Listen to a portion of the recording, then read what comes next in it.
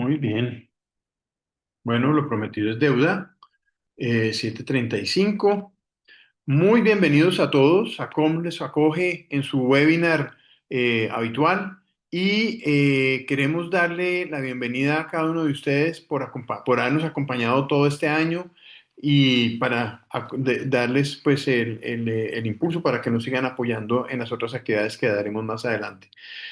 Hoy vamos a tocar un tema muy interesante a propósito de el boom que se nos está viniendo ahorita del diagnóstico y manejo de la osteosarcopenia. Entonces, queremos evaluar cuál es el papel de la densitometría, de la DEXA, en el diagnóstico de la osteosarcopenia. La osteosarcopenia, pues sabemos que es una condición en la cual se combina la pérdida de la masa ósea y la masa muscular, lo cual incrementa significativamente el riesgo de fractura en los pacientes, el riesgo de fragilidad de caídas y de deterioro funcional. Hoy vamos a explorar cuál es el papel que tiene la densitometría en este diagnóstico y sobre todo en el diagnóstico para esta patología. Por eso tenemos un par de invitados de lujo. Hoy quiero invitar como moderador a quien le voy a ceder la palabra, al doctor Andrés Lancheros, que es endocrinólogo, que es miembro de nuestra junta directiva y es el encargado de la parte académica pues, de la junta directiva, para que él sea el que conduzca esta reunión y ya nos cuente cómo va a ser la dinámica y cómo va a ser la metodología del tema de hoy. De nuevo, mil gracias, nos estamos viendo entonces, vamos a interactuar más adelante, pero por ahora, Andrés, el auditorio es tuyo. Doctor, muy amable, buenas noches para todos. Desde la Asociación Colombiana de Osteoporosis Metabolismo Mineral, pues es un placer hacer un nuevo llamamiento para tener estos vínculos y estos acercamientos a la educación. Y pues tenemos un tema muy importante que tiene que acompañarnos en estos siguientes años que corresponden al enfoque global de las patologías, ¿no? Tenemos una situación que se debe reconocer y es que el reto es el crecimiento de la población global y de la misma manera como se viene aumentando el porcentaje de distribución de la población adulta mayor. La población que viene siendo más o menos para después del 2010, 7.000 millones de personas. Y hasta el momento ya hemos cruzado los 8.000 millones de personas a nivel mundial. Y ahorita, teniendo en cuenta que somos más o menos personas mayores del 50 años, alrededor de un 24, un 25%, eso implica que muchas personas van en los siguientes años no solamente a incrementar el número de adultos mayores en su porcentaje, sino también en la presencia de enfermedades crónicas no transmisibles. Unas de ellas van a ser, pues, lo que ya, como dijo el doctor Gustavo, es la osteoporosis, y ya él nos dio un abrebocas de lo que uno tiene como de concepto mental al respecto. Y de igual manera encontramos la sarcopenia, entonces pues la pérdida de masa muscular que va haciendo también con el paso de los años y con el envejecimiento, la pérdida de masa muscular, la pérdida de fortaleza y la pérdida de la misma función musculoesquelética, que esas dos enfermedades convergen a lo que llamamos osteosarcopenia, un término que viene siendo acuñado en los últimos años porque pues enfermedad por sí sola, hablar solamente de hueso sin tener en cuenta la participación de otros tejidos, de otros órganos, pues eso nos va a dejar muy sesgados en cuanto a la visión que debemos tener. Y el concepto holístico de evaluar nuestros pacientes implica no solamente tener que evaluar la potencial enfermedad o los riesgos de esta enfermedad, llámese osteoporosis o sarcopenia o el síndrome osteosarcopenia, ¿sí? Sino también la necesidad que tenemos de vincular a muchos más compañeros, no solamente del área de la salud, sino también del área de rehabilitación, del área de psicología, del área de nutrición, para poder llegar a tener una disminución del riesgo de la salud de este paciente adulto mayor y de la misma manera tener un bienestar para ellos y disminuir el riesgo de lo que es riesgo de fracturas para la osteoporosis, riesgo de enfermedades osteomusculoesqueléticas a nivel general. Tenemos diferentes herramientas para el estudio y una de estas pues vamos a tener que abordarla el día de hoy, para lo cual pues presentamos al doctor Jorge Iván Palacio, que es nuestro vicepresidente de la Asociación Colombiana de Osteoporosis y Metabolismo Mineral. Él es médico especialista de medicina del deporte de la Universidad Pontificia Bolivariana. Es además miembro de la COM, como ya dijimos, es densitometrista clínico de la Universidad Javeriana a través de los cursos que hacemos a través de la COM y médico investigador. Entonces, él nos va a hablar acerca del papel de la densitometría en el diagnóstico de la osteosarcopenia. Vamos a hablar entonces un poco al respecto. Él nos va también a exponer unos casos clínicos que ha podido acuñar dentro de su experiencia y a medida que se va desarrollando el tema, pues vamos a tener la posibilidad de acceder al chat, en donde si tienen ustedes alguna inquietud, alguna pregunta que debamos intervenir, pues entonces al final vamos a estar haciendo como esa evaluación de esas preguntas que ustedes nos vayan anotando en el chat. ¿Listo? Entonces, pues sin más, vamos a darle espacio para que el doctor Jorge Palacio pues, nos lidere en cuanto al tema de la osteosarcopenia y el papel de la densitometría. Bueno, buenas noches. Gracias Andrés por la introducción. Gracias Gustavo. Y vamos a compartir para que hablemos pues de un tema bien interesante que se ha venido presentando algunas discusiones en la terminología, porque a veces nos hablan de eh, osteosarcopenia, de sarcoporosis, entonces que no, que esto sí, que esto no. Entonces hoy vamos a hablar un poquito de este tema. ¿Listo? No tengo conflicto de intereses, solo agradecimientos a COM por invitarme hoy a participar con ustedes. Y si ustedes miran, este es un artículo que sale ahorita el 28 de agosto del 2025, donde nuevamente hacen una revisión de la osteosarcopenia, ¿sí? Y donde hablan de la epidemiología, el mecanismo molecular y el manejo de esta. Hay una definición del artículo que es muy interesante, que es la osteosarcopenia. Es un síndrome que se caracteriza por la coexistencia de sarcopenia, o sea, una pérdida de la masa muscular y de la fuerza. Y aquí hago un énfasis porque tenemos unos consensos que han ido saliendo a través de los años. El primero fue en el 2010, el consenso europeo, donde hablaba que sarcopenia era pérdida no, perdón, era pérdida de fuerza y de funcionalidad. Luego en el 2019 sale el segundo consenso y hablan que es una pérdida de la masa muscular, de la fuerza y de la función. Y ya en el 2024 sale el GLIS, que es el grupo de líderes en investigación de sarcopenia que se hizo en Australia, y ellos hablan que es una pérdida, como sale acá, de la masa muscular y de la fuerza. Ya la funcionalidad es un una consecuencia de la pérdida de la masa muscular y de la fuerza y no es un parámetro de diagnóstico en el GLIS, sino que es una consecuencia de esta pérdida. Y por otro lado, es la pérdida de la densidad mineral ósea que nos lleva a una osteopenia o una osteoporosis. Es decir, el individuo simultáneamente tiene una pérdida tanto ósea como muscular, lo que lo hace más vulnerable a tener caídas y estas caídas pueden llevar a fracturas, a una disfunción, una capacidad de esa pérdida de la función y mayor mortalidad. Y hay una cosa muy importante y es que no podemos desligar el hueso del músculo porque ellos son como hermanos. Ahorita más adelante vamos a explicar un poquito de eso. En este mismo artículo, entonces, hablan de cómo es una ida y vuelta el desarrollo de la osteosarcopenia. Yo en el tiempo en el que me dedico a trabajar y a no tener tiempo para tener actividad física y ejercicio, pues voy empezando a perder fuerza.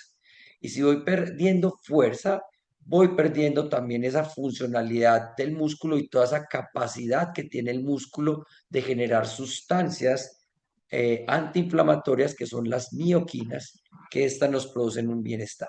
Entonces, en la medida que vamos perdiendo esa masa muscular, entonces empezamos a perder funcionalidad. Y a la par, con los años, empezamos a hacer una pérdida también de la densidad mineral ósea. Y como ustedes miran acá, entonces empieza la posibilidad de caídas, de fractura, de enfermedad, de estar hospitalizado y de morir. Y todo esto tiene unos procesos inflamatorios que se generan a partir de otra cosa nueva. Y es que yo voy perdiendo masa muscular, me voy quedando quieto, voy estando sedentario y a la par voy perdiendo esta función y me aparece dentro del eje hueso-músculo la grasa.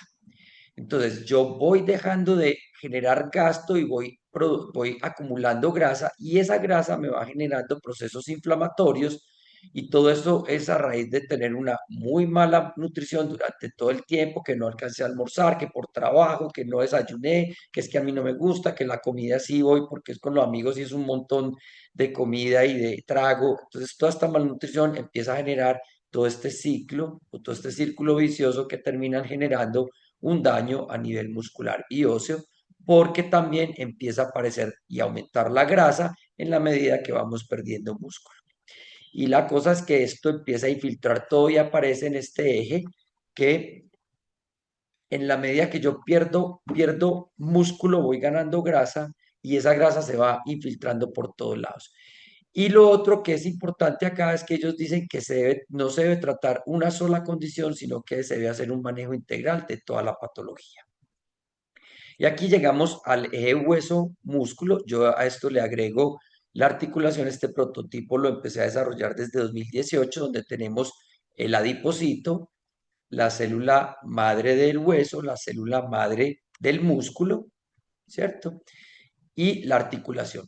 Ahora, esta célula madre, en presencia del sedentarismo, empieza a haber una disminución de la AMP quinasa y un aumento de la miostatina, que es una mioquina, pero con un feedback negativo. Entonces, este aumento de miostatina y disminución de la AMP quinasa va a hacer que esta célula madre en mi músculo se vuelva un adipocito. Por otro lado, la célula madre a nivel del hueso, en presencia de sedentarismo, con aumento del PPAR-gamma, de la leptina, del factor de necrosis tumoral alfa, de la interleuquina 6, con aumentos de esos y disminución del factor de crecimiento de la insulina y del DLK1, van a hacer que esta célula madre, en vez de formarse un osteoblasto, se va a formar un adipocito.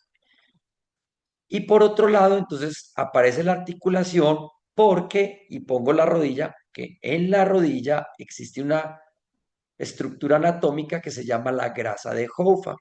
Y esa grasa de Hoffa, cuando yo empiezo a aumentar de peso en grasa, esa grasa de Hoffa también empieza a aumentar. Y cuando empieza a aumentar esa grasa de Hoffa, empieza a pasar lo mismo. Se aumenta el PPAR-gamma, la leptina, el factor de necrosis tumoral alfa y la interleuquina 6. Y ese proceso inflamatorio entra en contacto con la articulación generando una muerte del condrocito. Ese artículo lo publicamos en 2018, que era el efecto de la leptina. Por otro lado, entonces, como mis células madres, por sedentarismo, se me están volviendo adipocitos en parte muscular y en parte ósea, entonces ya hablamos de la infiltración grasa a nivel muscular y a nivel de la médula ósea, que esto genera una ectopia de grasas que disminuye la mejoría de ese músculo, por un lado, y la reparación de esa estructura de trabéculas a nivel óseo y empezamos a perder masa ósea y masa muscular y la vamos reemplazando por grasa. Ahora bien, si esa célula madre llega al músculo en presencia de ejercicio, pues voy a generar un mioblasto y un miocito. Y al otro lado, si yo empiezo a hacer ejercicio, entonces esa célula madre se me va a volver un osteoblasto y empiezo a generar matriz ósea. Ahora, les decía que no podemos excluir el hueso y del músculo porque ellos se comportan como hermanos y aquí viene la razón. Cuando yo empiezo a mejorar la masa muscular con ejercicio, el músculo produce unas sustancias que se llaman mioquinas que tienen efectos autocrinos para reparar el músculo, efectos paracrinos, que sería al hueso, y efectos endocrinos en otros órganos. Las principales mioquinas que nos van a trabajar a nivel del hueso son la iricina, está el factor de crecimiento de la insulina, el MP2, y el factor de crecimiento de los fibroblastos. Todas estas sustancias se producen a nivel del músculo y vienen a actuar a nivel del hueso. Ahora bien, como yo estoy aumentando mi músculo, también estoy aumentando la tasa metabólica basal. Por ende, voy a generar un mayor gasto y voy a empezar a gastarme todos esos depósitos de grasa y al disminuir esos depósitos de grasa también disminuyen la grasa de jofa y por ende ese proceso inflamatorio también mejora. Esto de las mioquinas es un artículo que publiqué en 2022 en la Revista Colombiana de Cardiología, donde hablaba de las mioquinas y su papel en obesidad y en el riesgo cardiovascular. Entonces, ¿qué tenemos nosotros para medir esa fuerza? ¿O cómo vamos a medir ese músculo para saber si tenemos una sarcopenia o una osteosarcopenia? Entonces, tenemos por un lado el hand grip o el dinamómetro, que puede ser este o cualquier otro. Con él vamos a evaluar la fuerza muscular. Y por otro lado tenemos el densitómetro que nos va a servir, uno, para diagnosticar la osteoporosis, pero a la par, este densitómetro también nos sirve para hacer la composición corporal y en la composición corporal puedo medir la cantidad de músculo esquelético, que es el ALMI o el IMRS, que es el índice musculoesquelético relativo, y yo ahí puedo ver la cantidad de músculo más la fuerza, entonces puedo dar un diagnóstico de sarcopenia, y por el otro, en la densitometría ósea, puedo mirar cómo está esa densidad mineral ósea para dar un resultado de baja densidad mineral ósea o de osteoporosis. Cuando hablamos de la dinamometría, entonces tenemos que mirar cómo vamos a medir con ese dinamómetro y cuáles serían los valores normales. Y en el consenso, en el segundo consenso europeo, cuando ya empezaron a hablar de la fuerza, entonces hicieron revisión de todos los estudios de prensión manual y sacaron que en hombres debía estar por encima de 27 kilogramos fuerza y en mujeres por encima de 16 kilogramos fuerza. Si yo en un hombre hago una prensión manual y me da por debajo de esto, yo ya estoy hablando de una mala fuerza, lo mismo que en mujeres. Y si miro ya la masa muscular por densitometría, o puedo utilizar la bioimpedanciometría eléctrica también, y me dan baja masa muscular, ya tengo el diagnóstico de sarcopenia. Ahora, para evaluar la osteoporosis, entonces siempre vamos a el resultado de la densitometría ósea, miramos que concuerden todos los datos, la identificación, el nombre, obviamente acá no está, la edad, la estatura, el peso, el origen, la etnia y si es mujer y hombre, y vamos entonces a revisar de L1 a L4, en este caso, por alteraciones en densidad de L3 y L4 se excluyen y cogemos dos que serían L1 y L2 y nos da un T-score, porque estamos en una persona de 61 años, nos da un T-score de menos 3.3 y cuando vamos a mirar cadera, vamos a encontrar un T-score de menos 1.8 y menos 1.6. Cuando revisamos ya la evaluación, encontramos que es la misma edad, ¿sí?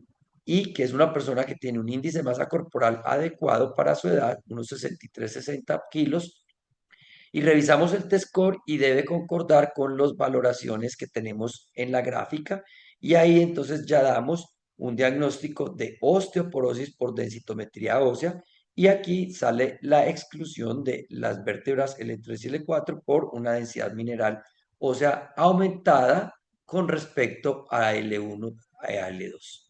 Entonces, lo que tenemos que mirar bien es, entonces aquí ya tengo cómo evaluar la osteoporosis, mirábamos los valores de la dinamometría y entramos a mirar la densitometría de composición corporal.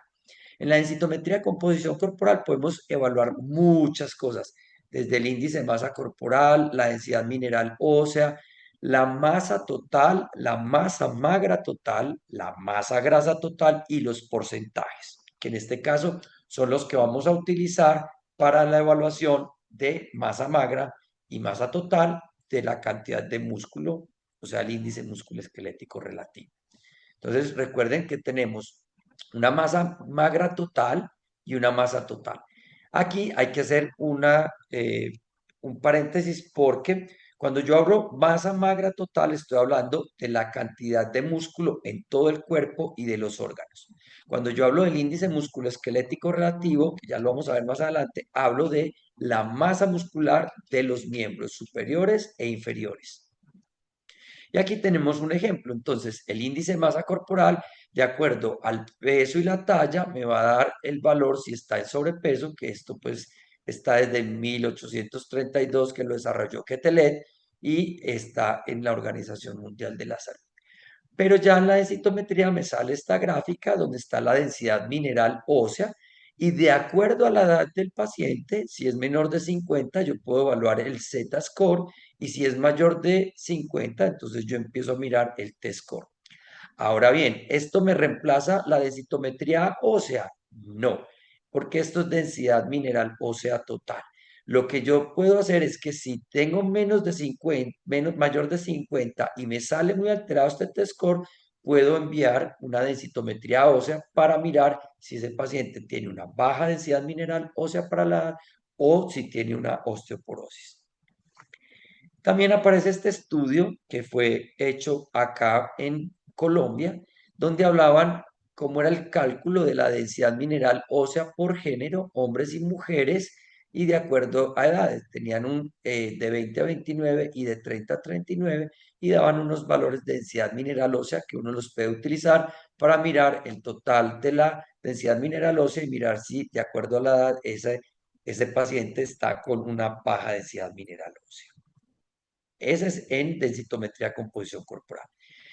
Por otro lado, aparte de la masa, de la masa magra, perdón, total, entonces aparece el índice musculoesquelético relativo o el ALMI, donde nos sale aquí el valor de acuerdo a la fórmula de Baumgartner, ¿cierto? Entonces, si es por hombre o mujer, los primeros estudios de Baumgartner salieron en el 98, donde él hablaba de 7.2 y 5.7 como valores de corte para hablar de baja masa muscular. 10 años después aparece en el 2004, perdón, 10 años después no, del 98 al 2004 aparecen los estudios de Baumgartner, los de 10 años después fueron los de Mazanes, aparece Baumgartner nuevamente y nos habla de valores ya de 7.2 pasa a 7.26 y de 5.7 pasa a 5.45. El segundo consenso europeo de sarcopenia dejó como límite en hombres 7.2 y en mujeres 5.5. Entonces, si yo en un paciente hombre tengo 7.2, ya estoy hablando de una baja masa muscular y si tengo menor de 5.5, ya estoy hablando de una baja masa muscular para esa mujer o de 7.2 de baja masa muscular para ese hombre y esto se mide en kilogramos metro cuadrado. Ustedes pueden ver, por ejemplo, este ejemplo acá, 5.3 kilogramos metro cuadrado por fórmula de Baumgartner, que en el caso que fuera una mujer sería muy bajito. Y aparece la grasa corporal total medida por DEXA, que me aparece en este ítem de acá, que es grasa, porcentaje de grasa total, que en este caso sería de 49.9 en una mujer, que sería alto porque los valores para mujer por DEXA estarían alrededor de 35-36% y en hombres debe estar por debajo de 25%. Entonces, si yo encuentro una paciente con 50% de grasa, pues está muy fuera del parámetro y vamos a hablar que es un alto porcentaje de grasa, o sea, una adiposopatía y más de 25 en hombre, entonces hablamos de una adiposopatía. Esto es del Journal Clínico de Nutrición y luego después salió en Lancet, también en el mismo año, el mismo porcentaje de grasa, pero ellos ya lo estratificaban si era normal, sobrepeso y obesidad y decían que para hablar de adiposopatía o de obesidad por grasa, en hombres sería mayor de 25 y en mujeres mayor de 35. De 20 a 25 hablaríamos de sobrepeso, hombres 30 a 35 mujeres y normal entre 10 y 20 a 30% de grasa. Hay que tener mucho cuidado porque cuando encontramos valores por debajo de 10, entonces podemos hablar de alteraciones hormonales por pérdida de grasa. Ahora vamos a hablar de ejemplos de osteosarcopenia. Entonces acá tenemos una paciente de 63 años, 63,8 años, 1,53 de estatura, 61 kilos de peso. Eso me va a dar un índice de masa corporal de 26,1. Entonces estamos hablando de un sobrepeso. Cuando vamos a mirar la cantidad de grasa, vamos a ver que tiene 49,9 del porcentaje de grasa. Tenemos un cociente androide-ginoide, que es la relación entre la grasa abdominal y de cadera, que si en mujeres está por encima de 1, hablamos de riesgo cardiovascular, que esto sería equivalente al índice cintura-cadera, y entonces ya estamos hablando de una adiposopatía. Pero venga, ¿por qué si estamos hablando de osteosarcopenia salen con el porcentaje de grasa? Porque recuerden que estamos hablando que el hueso y el músculo son hermanitos, pero cuando dejamos de trabajar, ¿qué aparece? Grasa. Y ese eje hueso-grasa-músculo tiene mucho que ver en los factores metabólicos de ese paciente cuando se empiezan a alterar todos. Entonces, aquí vemos que tiene una adiposopatía. Cuando vamos a mirar el índice musculoesquelético relativo, es una mujer, tiene 5,24 kilogramos metro cuadrado, que es interpretado como baja masa muscular en esa paciente por densitometría, y se le hace prensión manual, y como están acá los valores del consenso europeo, tiene 12,4, que se considera baja. Por ende, esta paciente tiene un diagnóstico de sarcopenia, y aún agravado podemos hablar de una sarcopenia obesogénica. Ahora bien, meto este tipcito porque venimos estudiando también las infiltraciones grasas a nivel, o la grasa ectópica, y ya hemos logrado mirar la grasa ectópica de hígado y la grasa ectópica o la infiltración de grasa a nivel de tren inferior, de tren superior, que si yo lo corrijo con la fórmula de Baumgartner, me va a dar el resultado en kilogramos metro cuadrado corregido, quitando el exceso de grasa. Y este último es la medición de la grasa epicárdica. Tengo dentro de mis planes mirar con Carlos González, el tecnólogo, si podemos lograr mirar la infiltración grasa a nivel óseo, para ya poder mirar las infiltraciones grasas de todo el eje a nivel de hueso grasa músculo. Entonces, acá ya tenemos unas infiltraciones grasas en esta paciente. En el primer estudio que publicamos, cuando sale por encima del 30%, entonces estamos hablando de una infiltración hepática importante, más del 30%. Y ya estamos a punto de publicar estos, que son los ROIs a nivel muscular, con la Autónoma de México, y tenemos ya publicados el primer estudio en la Revista Colombiana de Cardiología de la grasa epicárdica, cómo se mide, y ya el segundo sería el ROI de grasa epicárdica comparado con su estudio de evaluación, que sería la ecocardiografía. Entonces, ese es el plan que tenemos del segundo. Ya se está armando todo el anteproyecto para empezar a hacer la valoración de los pacientes y poder sacar, como en este hepático, cuál sería el valor anormal, porque acuérdense que en la grasa epicárdica hay una relación directa con fibrilación auricular y con enfermedad coronaria. Esta paciente yo le indagué por una densitometría ósea, y ustedes miraron, tenía 63,8 años. Un mes antes se había hecho una densitometría ósea, y si ustedes miran los valores, ¿sí? Hablan de -2,2 a nivel de columna, ¿sí? De L1, L2, también hay una alteración ahí, y de cuello total, de cuello y total de -2,5 y -2,1, lo cual nos habla de una osteoporosis por densitometría ósea. Entonces, la conclusión de esta paciente es una osteosarcopenia con una sarcopenia obesogénica. Metabólicamente es muy peligroso, porque estos pacientes hacen unas alteraciones metabólicas severas y su manejo es más difícil. Pero también hay que miramos el test score ajustado por TBS y la valoración del riesgo con densidad mineral ósea y TBS, y miren el valor que nos da.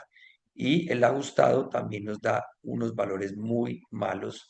Por ende, esta paciente tiene una osteoporosis importante que se debe manejar rápidamente. Pero también quiero traer otros ejemplos importantes que vamos encontrando a nivel muscular que no podemos dar el diagnóstico de osteosarcopenia, pero sí podemos empezar a dar el diagnóstico de sarcopenia y empezar a mirar el hueso. ¿Por qué? Porque si yo tengo un paciente que me está perdiendo masa muscular y ya sabemos que es una relación directa, pues miremos cómo está. Este caso es una paciente de 38 años que consultó porque tenía unas alteraciones metabólicas, prediabetes y dislipidemia.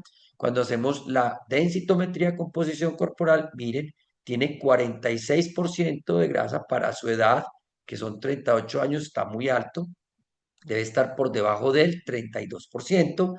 Entonces, para esa paciente, cuando vamos a mirar su índice de masa corporal, está normal, tiene una relación peso-talla completamente normal, unos 70, 64 kilos, con un índice de masa corporal de 22. ¿Cómo va a estar enferma esta paciente? Y miren la adiposopatía tan importante. Vamos a mirar la masa musculoesquelética o el índice musculoesquelético relativo 4.3 cuando debe estar por debajo de 5.5 por el consenso europeo y de 5.4 por Baumgartner, obviamente está muy bajita. Entonces, ya estamos hablando de una baja masa muscular con una adiposopatía.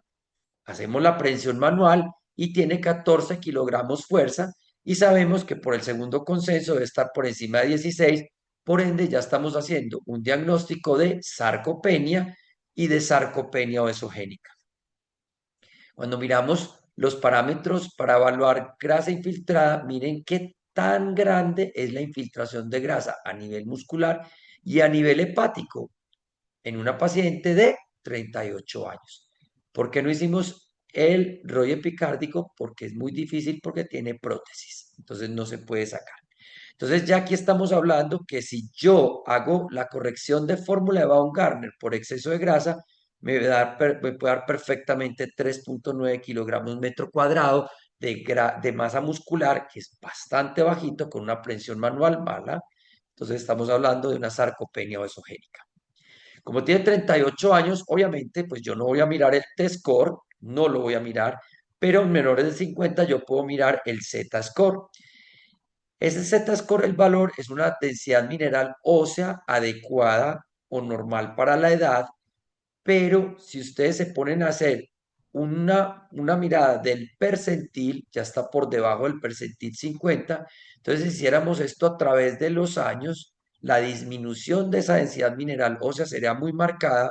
Entonces lo que nosotros tenemos que empezar a pensar acá no es en que vamos a intervenir o a dar un diagnóstico de osteosarcopenia, damos un diagnóstico de una sarcopenia obesogénica y tenemos que impactar ese músculo y esa grasa para mejorar esa densidad mineral ósea, para que esto no siga progresando y a futuro tengamos una paciente con osteosarcopenia.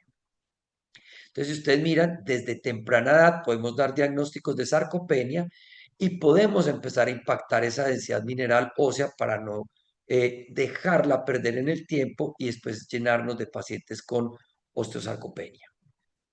Y miren este ejemplo que es muy interesante, es un paciente de 48 años, ciclista amateur, le fascina montar en bicicleta, entonces en semana son 2 a 3 sesiones en el simulador en casa y el fin de semana, el domingo, hace entre 4 y 5 horas.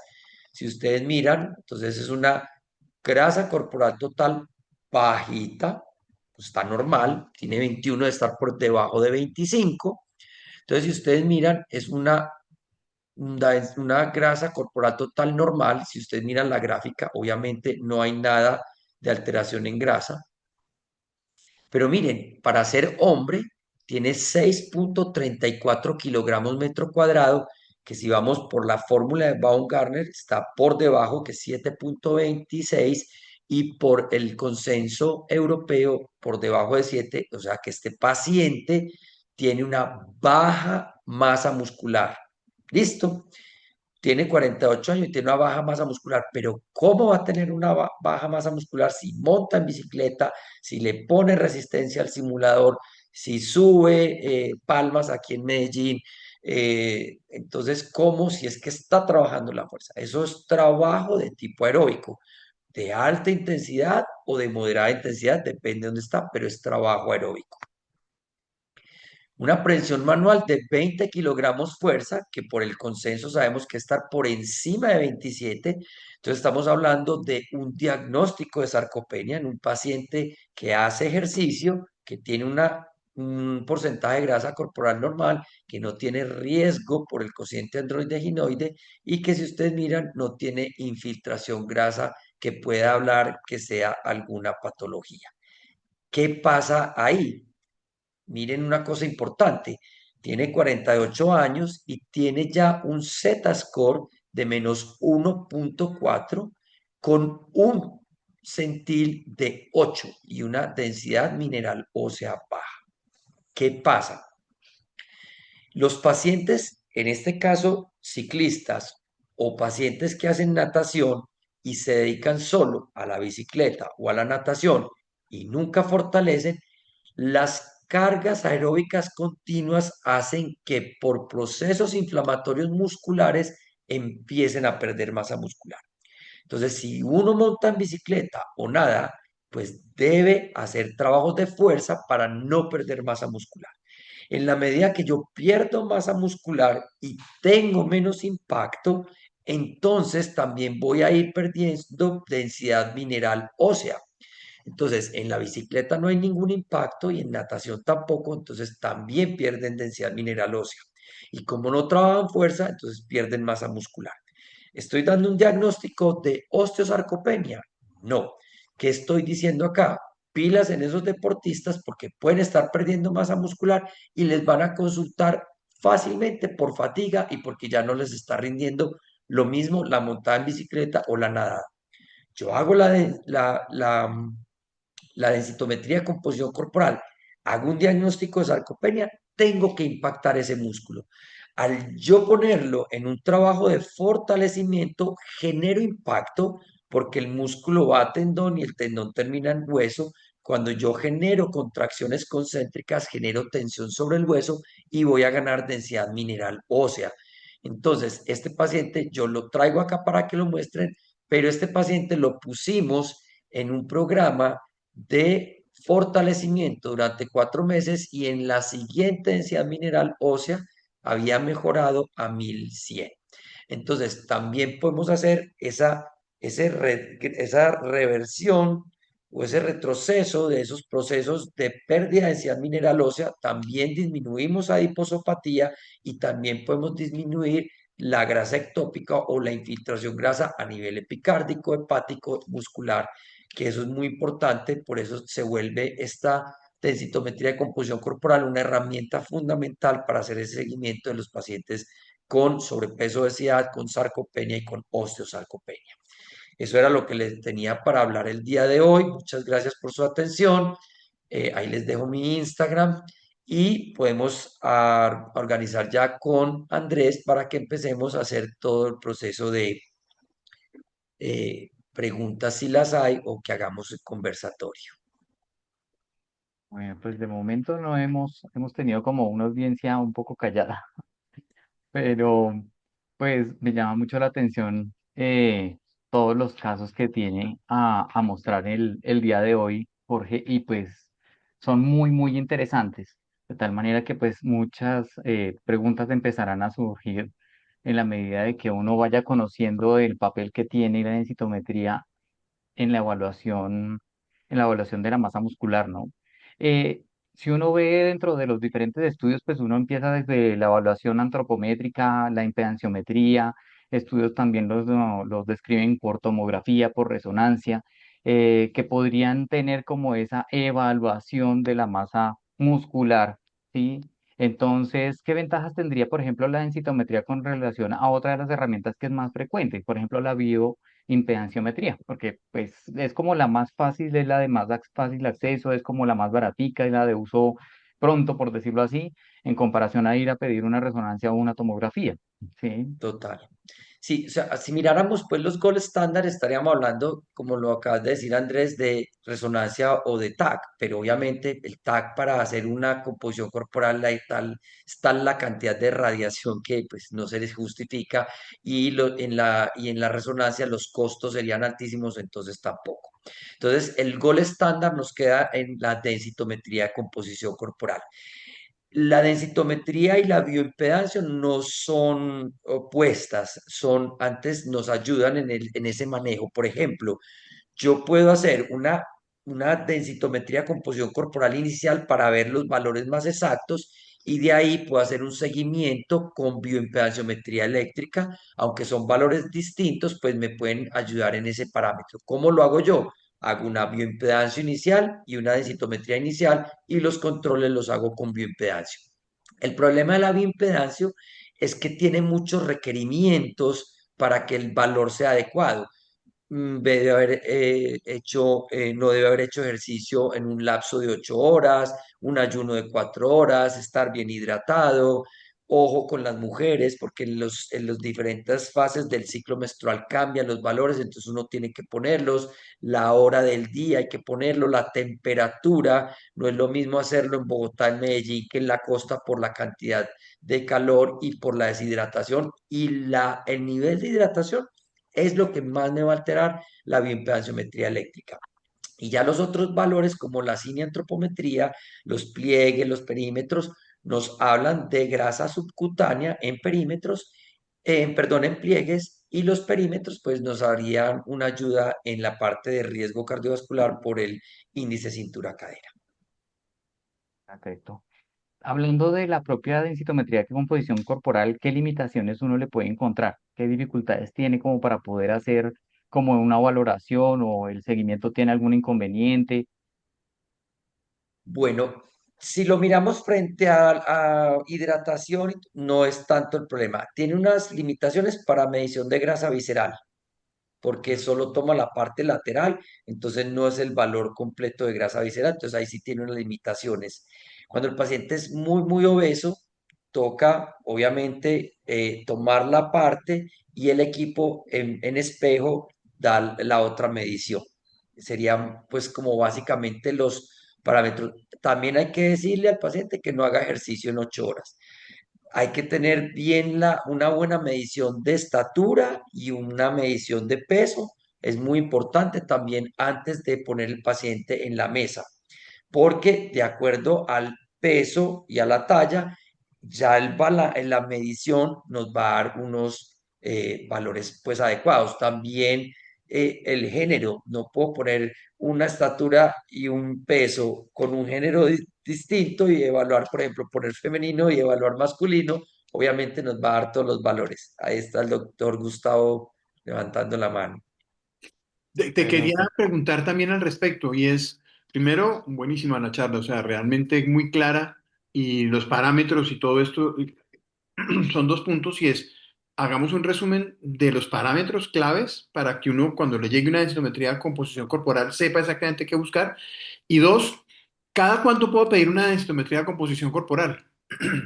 Bueno, entonces, los parámetros más importantes es el porcentaje de grasa. El porcentaje de grasa es básico porque pues ahí me va a hablar de si yo tengo alteración en esa grasa corporal o no.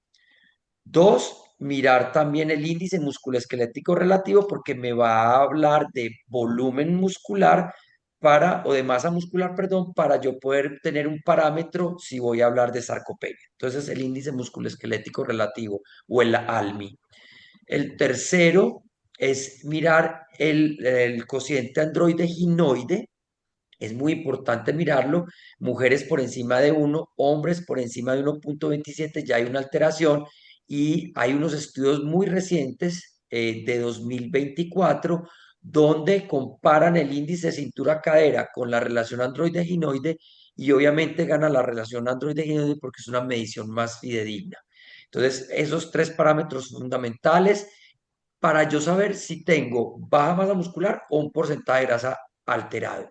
El cociente para riesgo cardiovascular y ya puedo tener, pues, lo que pasa es que nos da una cantidad de información grande y en la medida que uno va cacharreando, pues puede mirar, también puede tener, nos entrega la tasa metabólica basal, nos entrega la grasa visceral, pero obviamente nos va a dar unos valores, no, porque coge solo la parte lateral de abdomen, entonces, pero nos da también los VAT y nos sirve, por ejemplo, en pacientes que son muy obesos, nos va a dar valores de VAT muy alterados, entonces ya sabemos que esa grasa visceral está muy aumentada y entonces obviamente tenemos que impactar a esos pacientes. Hay mucha información, pero básicamente está porcentaje de grasa, el índice musculoesquelético relativo, el cociente androgeninoide, la tasa metabólica basal y el VAT. ¿Y cada Y cuánto la puedes respecto pedir? al uso, Ah, bueno, exacto, eso exacto. iba a Entonces, preguntar por yo, ejemplo, ¿cada cuánto? la densitometría tiene código CUPS, 886013, ese es el código CUPS para pedirla. Las prepagadas la cubren. Nosotros hacemos seguimiento cada 4 meses y no la cubre. A ver, uno puede ver cambios desde la parte muscular y desde la parte de grasa en diferentes tiempos. Desde la parte muscular, uno empieza a hacer programas de ejercicio y entre 5 y 7 semanas hay cambio. Y la grasa corporal, desde que esté juicioso, va a haber cambios. Pero normalmente nosotros lo hacemos cada 4 meses y en esos periodos intermedios hacemos la bioimpedanciometría eléctrica. Mm, perfecto. Hay una preguntita acerca de cuál sería el valor de grasa visceral y de los ROI para algunos órganos que serían como validados, como por ejemplo estatosis, grasa epicárdica.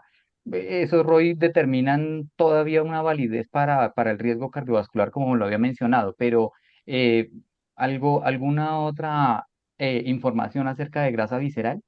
Sí, el VAT debe estar por debajo de 100 centímetros cuadrados. Ese es el valor donde uno ya habla de una alteración de esa grasa corporal.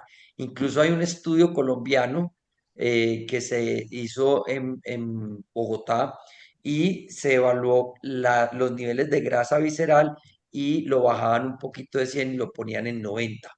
Entonces, pero normalmente, tanto en bioimpedanciometría eléctrica como en DEXA, debemos tener valores por debajo de 100 centímetros cuadrados. Ok. Ah, bueno, Acerca y de la... del Sí. estudio que hicimos pues del estudio que se publicó del ROI hepático, lo que se encontró es que cuando está por encima del 30%, se habla ya de una esteatosis importante. O sea, pacientes que tienen más de 30, este estudio se hizo con eco, en la eco ya daba algún grado de esteatosis, sea grado 1 grado 2. Entonces ya por encima de 30 uno habla de eso. De la parte muscular, vamos en el proceso en México, ya se está terminando también comparado el ROI hepático con FibroScan, también estamos a punto de publicarlo, pero esos valores todavía van ahí. Y de grasa epicárdica apenas vamos en el primer estudio, que es el comparativo del ROI con ecocardiografía. Ya viene una segunda etapa que es cuál es el valor para medición y decir que está alterado. Pero hay una cosa muy importante que hemos visto desde la clínica. Cuando se altera la grasa hepática, inmediatamente se altera la grasa epicárdica. O sea, es una relación muy directa. Como hemos visto en los diferentes consensos, pues ha venido como tratando de acuñarse un poquito más como el concepto. Entonces, pues la densitometría ha dado como unos parámetros establecidos como para evaluar lo que es la relación musculoesquelética. ¿Tiene alguna información acerca de lo que podrían describir lo que es la tomografía y la resonancia, o realmente también está eso muy, muy, Sí, de muy en tomografía pañales, por no decirlo tengo así? nada. De resonancia sí hay unos parámetros en infiltración muscular, pero es por zonas y colores, pero no hay valores y menos para Colombia. O sea, los estudios son muy pequeños por costos, entonces eso no se puede extrapolar a la población global porque no hay un estudio tan grande que tenga tantos recursos para hacer medición de grasa. Parámetros de grasa infiltrada por resonancia hay de valores de estudios muy pequeños que no nos servirían. Entonces, por eso lo hemos venido desarrollando a través del DEXA, que es menos costoso y que se puede ir haciendo los parámetros por las fórmulas de Baumgartner y por lo que se ha encontrado en la literatura de cuáles son los valores normales de infiltración grasa, que ya hay cuadros y tablas por edades y por género de cuánto es la infiltración grasa normal, que yo me río mucho cuando hablo de este tema porque sería el famoso marmoleo de la carne. Hasta dónde un marmoleo es bueno y hasta dónde ya no es bueno, porque ya sería Exacto. una carne grasosa, pues esos parámetros ya se han venido desarrollando también y hemos ido indagando mucho también en la medida que estamos haciendo estos estudios de incluir los que ya se tienen en estudios en inteligencia artificial para poder ir desarrollando unos parámetros e ir acercando los estudios para tener ya unos valores adecuados. Ok, muchísimas gracias. Creo que estamos abordando casi todas las preguntitas que tenemos del público. Doctor Gustavo tiene otra preguntita. Sí, quería hacer otra pregunta y es aprovechar antes de que se nos vaya, Jorge, y es, si tuvieras que decir cuáles son las indicaciones entonces de una DEXA de composición corporal y cuándo tendrías que pedirla, o sea, cuáles serían como los parámetros, o sea, en qué tipo de población estaría como la indicación para poder utilizar esta herramienta. Bueno, la indicación son, o sea, se puede hacer en todas las edades. ¿Por qué? Porque yo puedo tener un paciente con un índice de masa corporal normal, como es el caso de la paciente que les mostré, y cuando hicimos la composición corporal encontramos que tenía un montón de grasa y muy poquito músculo, y esa paciente ya estaba enferma. Entonces, pacientes que consulten por, obviamente, por sobrepeso, obesidad, pacientes que consulten por fatiga, pacientes que consulten porque están perdiendo fuerza para abrir un tarro, para destapar una botella, esos pacientes tenemos que llevarlos a evaluación por densitometría para dar un diagnóstico en el caso de que está perdiendo fuerza. Llegan muchos a consulta, doctor, yo siento que estoy perdiendo masa muscular. Ese es un paciente indicado para llevarlo a la densitometría. Pacientes con sobrepeso, obesidad son indicativos. O personas que uno por ojo clínico sospeche, como es el caso de la paciente que estaba con prediabetes, con dislipidemia a los 38 años, y vos la veías, una niña bastante bonita en su estructura anatómica. Ustedes pudieron ver ahí que hay prótesis, tanto arriba abajo, pues usted qué va a sospechar. Pero obviamente una paciente de 38 años con una alteración metabólica tan importante, vamos a evaluar y encontramos que está bastante alterado su composición corporal. Entonces ya uno empieza a explicar por qué se está desarrollando a tan temprana edad todos estos procesos metabólicos. Si tiene un índice de masa corporal de 22, no tendría por qué. Ujú. Y en el caso tuyo, que haces deporte también, en esa población de pacientes que están empezando a hacer actividad física, por ejemplo. Total, ojo con los pacientes y especialmente como el caso que les mostré, los que sean perdón, de bicicleta o de natación, que solo naden o que solo monten en bicicleta, porque pueden ir perdiendo masa muscular y hay una relación directa, tampoco hay impacto, entonces van perdiendo densidad mineral ósea y eso los dejamos pasar, pasar, pasar y cuando vayamos a evaluar por allá a los 65, 70 años en un hombre o después de los 50 una mujer o después de los 65 nos vamos a dar unos golpes de pecho por no haber hecho una medicina preventiva, que tenemos la herramienta y que la podemos utilizar. Ujú. Yo creo. Muy bien. Andrés. Yo creo que de momento, aquí tiene un par de preguntitas acerca de maratonistas y mujeres deportistas. Nos preguntan si en el caso de las mujeres deportistas con posible REDS, no entiendo a qué se refiere ¿Posible? red, pero no sé si es un término de medicina deportiva. Hay un RDS. valor REDS, pero no sé si el doctor que nos pueda ampliar la R, sigla a qué se refiere. Y las R, E, maratonistas que D. si tienen más riesgo Bueno, de no, entonces sarcopenia vamos temprana. empezando pues, con los primeros. Entonces, lo primero es, todo deportista amateur o de élite debe tener periodos de fortalecimiento. Mientras yo esté haciendo trabajos de fuerza, yo puedo hablar de pacientes que tienen un entrenamiento adecuado y no tienen por qué perder masa muscular. ¿cierto? Estamos hablando en los que no tienen programas adecuados de entrenamiento, que es lo que teníamos el caso. Era un paciente que montaba 3 días en la semana y después el cuarto día eran 5 horas y todo en bicicleta, no tenía ningún tipo de otro entrenamiento y entonces cuando llegan son pacientes fatigados, que no están rindiendo y que ahí uno los estudia y encuentra esos valores.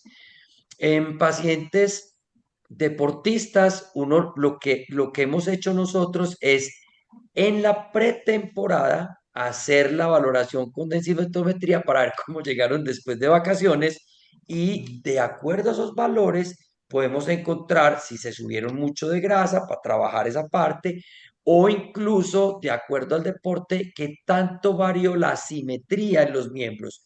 Entonces, ¿qué tanta masa muscular perdió un tenista en el brazo derecho frente al izquierdo en vacaciones o en una lesión o posquirúrgico? También podemos mirar eso en deportistas con densitometría de composición corporal. Ah, sí. Y aquí me están también aclarando el síndrome de deficiencia energética en el deportista. Bueno, eh, cuando uno que tiene un sí, síndrome de deficiencia energética, tiene que mirar varias cosas. Primero, que no va a ser un overreaching, un overtraining, que son procesos de sobreentrenamiento por exceso de cargas, donde usted empieza a tener alteraciones metabólicas. Y toda esa alteración metabólica va a ser un déficit energético, ¿cierto?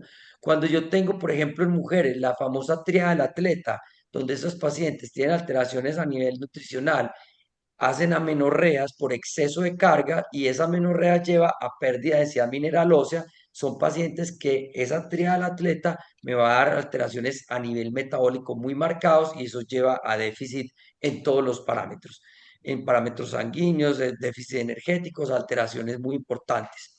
Siempre que hay un déficit energético hay que buscar las causas que lo están produciendo. Uno, mirar cómo está la masa muscular. Ahí tenemos la bioimpedanciometría eléctrica o la densitometría, cómo está la fuerza, cómo están los procesos de entrenamiento, si están altas cargas, en qué periodo del entrenamiento está, y ya eso lo podríamos utilizar para ir haciendo un acercamiento si hay una alteración. Pero la densitometría me podría dar ese acercamiento para ver si yo estoy perdiendo masa muscular. Ahora bien, ¿dónde están los depósitos de glucógeno? En el músculo. La mayor parte. Si yo estoy perdiendo masa muscular, estoy perdiendo capacidad de glucógeno. Por ende, voy a tener menos capacidad energética. Entonces, mira que todo eso lo podemos evaluar a través de la densitometría. Pues no, y no la habría un parte valor, metabólica, sino sí, la parte muscular que ya usted empieza a indagar y obviamente si estoy perdiendo esa masa muscular, pues las alteraciones metabólicas van a ser más altas. y habría un porcentaje de grasa límite al cual se le pudieran referir a ese tipo de pacientes, a ese tipo de maratonistas, en el que le diga, este es el límite de porcentaje de grasa Hay unos corporal y de ahí para parámetros. allá tenga riesgos. Sí, o sea, pacientes, por ejemplo, mujeres por debajo de 15% de grasa, hay que estar vigilándolas muy bien, hombres por debajo de 10, ¿cierto? Mm. Hay unos valores adecuados de grasa y hay unas tablas donde uno puede mirar de acuerdo al deporte cuál es el porcentaje de grasa que debe tener, ¿cierto? Entonces usted mira las tablas, hace la densitometría y con base en esas tablas usted le dice si está bien o no, que eso se utiliza por deportes, en fútbol, atletismo, todo eso. Entonces, lo que nosotros hacemos ahí es que cuando vamos a medir la grasa, obviamente, por lo general, no vamos a encontrar la grasa bajita. Por lo general, vamos a encontrar son los valores más alterados de grasa hacia arriba. Pero hacia abajo hay que tener mucho cuidado, mujeres por debajo de 15 y hombres por debajo de 10 por la alteración de producción hormonal. Que recordemos que la mayoría de las hormonas salen del colesterol y pues si no tengo una reserva energética, pues entonces también voy a tener alteraciones Exacto. ahí. Hay una pregunta interesante y es, por ejemplo, también saber si se puede tener una vigilancia o una experiencia suya de un posible tratamiento con algún medicamento que tenga algún efecto sobre el riesgo cardiometabólico y que se pueda extrapolar a un deterioro muscular. Digamos, por ejemplo, el uso de estatinas puede ser de pronto así como por hablar algún tipo de medicamentos o, por ejemplo, medicamentos que puedan tener un efecto inflamatorio muscular. Pues, o sea, nosotros en la densitometría lo que vamos a medir es la masa, ¿cierto? Yo procesos inflamatorios no tengo No cómo sé. medirlos ahí, entonces la alteración por estatinas no podría decir si me lo está, o sea, si el músculo me lo está dañando la estatina o es que es un paciente que lleva 10 años sedentario y lo que está haciendo es perdiendo masa muscular por Exacto. sedentarismo. Lo que sí Puede hemos ser hablado multifactorial. mucho y lo hemos discutido con vos, Andrés, es sobre medicamentos análogos de GLP-1, que hay un boom ahora de pérdida de masa muscular por su utilización. Y lo que hemos venido encontrando es que si el paciente está utilizando estos medicamentos y a la par está haciendo ejercicio, no tiene por qué perder masa muscular. Ahora bien, cuando usted ve una pérdida del volumen de masa muscular, lo que puede medir es si lo que está perdiendo es en grasa o en qué, y lo que hemos encontrado es que casi siempre la pérdida de ese volumen muscular es por pérdida de grasa intermuscular. Muy bien. Pero Del ya proceso marmoleo, pérdida del inflamatorio sí es muy marmoleo, difícil. ¿Ah? pérdida del marmoleo. Sí, Se está sí, mejorando. Yo sí, sí, sí. tengo que poner el orden, qué pena, ser Sí, como claro. el malo Se de pone la película, interesante la pero charla, pero creo que tenemos que ponerle límite a las sí, sí, preguntas. sí, exacto. Nos toca, de verdad que fue un muy rico ejercicio el que hicimos el día de hoy. Yo creo que, por lo que veo por los comentarios, la gente quedó muy inquieta y quiere volver a ver la charla, lo cual me alegra muchísimo. Les cuento, como ya Estelita les había contado también en el chat, que básicamente vamos a poder verla nuevamente por el canal oficial de ACOM en YouTube. Entonces, pues ahí queda disponible. No va a partir de hoy, probablemente la semana entrante cuando ya pues se le hagan los ajustes técnicos que se necesitan, pero ya Distribuna nos ayuda a hacer eso. Entonces ese era el primer aviso parroquial. Yo quería tal vez concluir con decir que pues claramente como lo planteamos desde el principio y queríamos explorar si la densitometría es la herramienta que nos pueda servir para el diagnóstico de su sarcopenia y yo creo que la respuesta es claramente sí.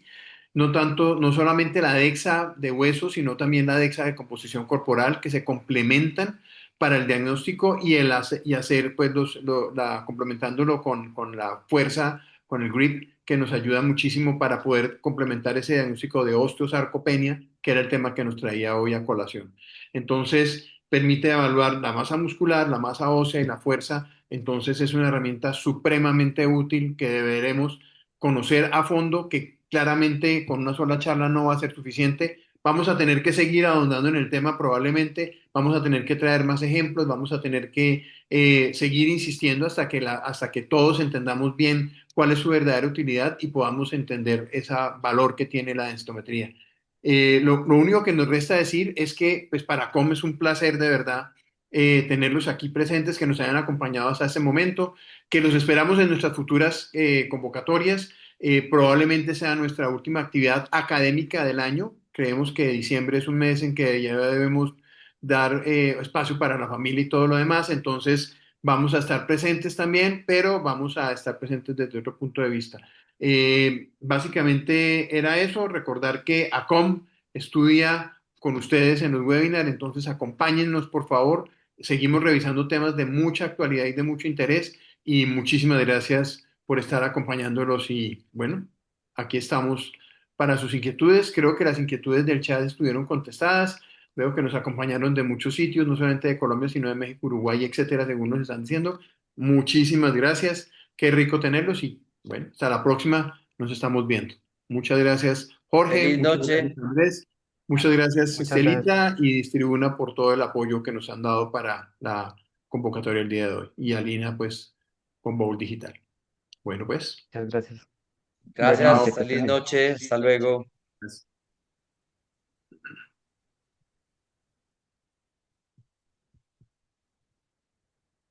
muy bien.